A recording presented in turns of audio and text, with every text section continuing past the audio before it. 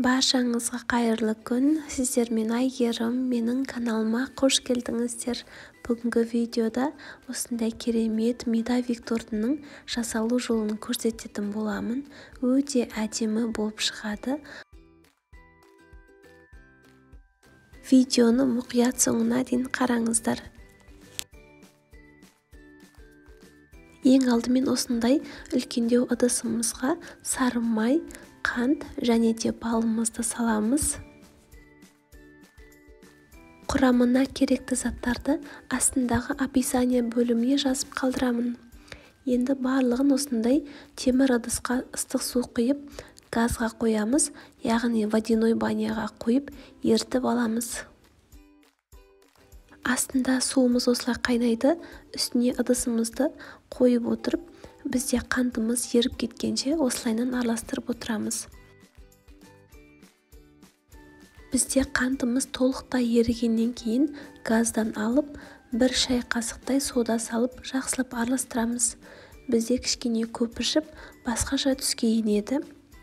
Енді келесі бөлек ыдыста 2 дана жұмыртқамызды салып, оның үстінен шамалы тұз сеуіп, миксермен аппақ пена болғанша миксерлейміз.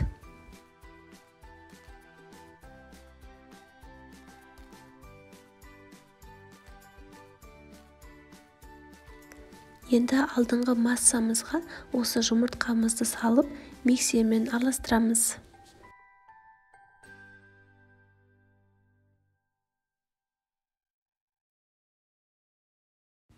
Міне массамыз осылайынан көпіршіп шығады. Енді ұнымызды 2 бөліп салып, лопаткамен араластырамыз.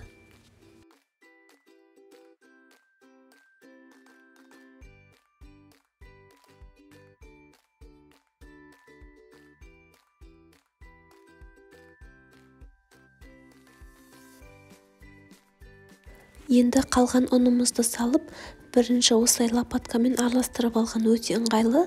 Одан кейін барып, қолымызбен осылайынан қамырымызды илейміз. Бізде өте жұмсақ қамыр болып шығады. Енді салафанға салып, 1-2 сағатқа тоңазытқышқа салып қоямыз. Бізде жайған кезде өте ыңғайлы болу үшін кішкене салқын болғаны жақсы.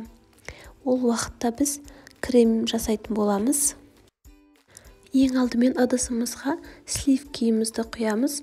Бізде 33% болуы керек. Ең алдымен сливкиімізді миксермен 1-2 минуттай араластырып аламыз. Енді қант ұнтағымызды салып, миксермен араластырамыз. Енді творожный сырымызды салып, миксермен жақсылап, тағы да 2-3 минуттай араластырамыз. Бізде жайлап осындай қою масса болып шығады. Міне бізде қою болып шықты. Енді қалауыңыз бойынша ванильный сахар және де загуститель сливокты қоссаңыздар болады. Бізде креміміз өз формасын жақсы сақтау үшін қосылады. Міне барлығын жақсылап араластырып алдық. Осындай өте қою болып шығады. Міне креміміз осымен дайын. Енді тоңазытқышқа салып қоямыз. Міне біздің қамырымыз тоңазытқышта 2 сағаттай тұрды. Енді осылайынан 4 бөлікке бөліп аламыз. Домалақ формаға келтіреміз. Өте ыңғайлы жұмыс жасағанға салқын болып тұр. Енді бір дегеннен осындай пергамент қағазына қамырымызды жаямыз.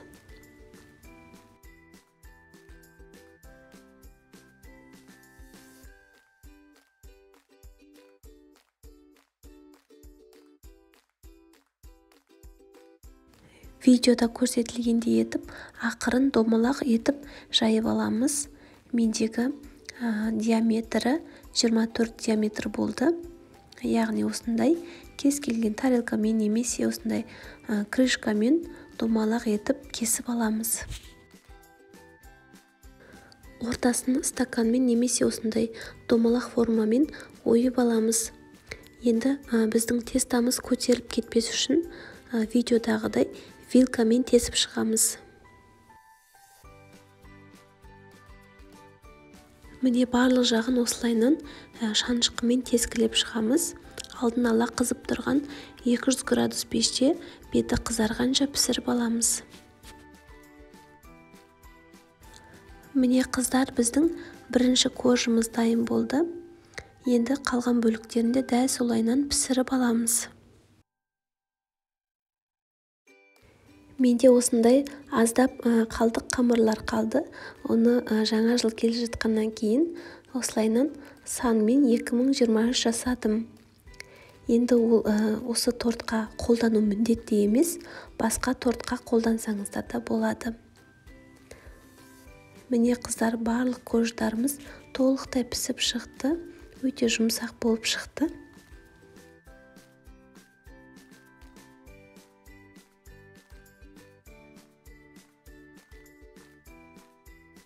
Енді тортымызды құрастырамыз. Бізге осындай домалақ насадка керек, болмаса міндетті емес. Кремімізді осындай кондитерлік қапшыққа барлығын салып аламыз.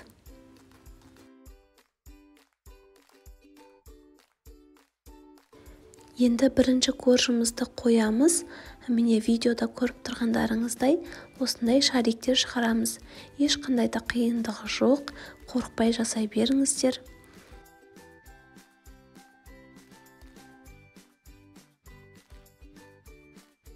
Міне видеодағыдай ортасына және де ең шетіне дәл осылайынан шариктер жасап шығамыз. Ортасына қасықпен осылай кремді ақырын жағамыз. Бізде ең бастысы шариктеріміз өз формасын кетірмесе болды. Енді келесі коржымызды саламыз. Сол кезде астындағы шариктеріміз өте әдемі болып көрініп тұрады. Шарикті шығарған кезде де өз қатар-қатармен шығарған әдемі көрінеді. Міне барлық 4 корждарымызды да жасап алдық. Енді ең соңынан бетіне барлығына осылайынан шарик шығарамыз. Яғни бізде беті осындай болып қалады.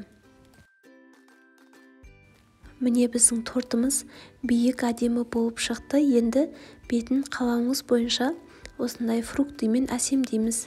Менде кішкентай мандариннен осылайынан 2 бөліп бетіне қойдым. Және де кәдімгі үлкен мандаринді ашып, оны да осылайынан сәндеп қойдым.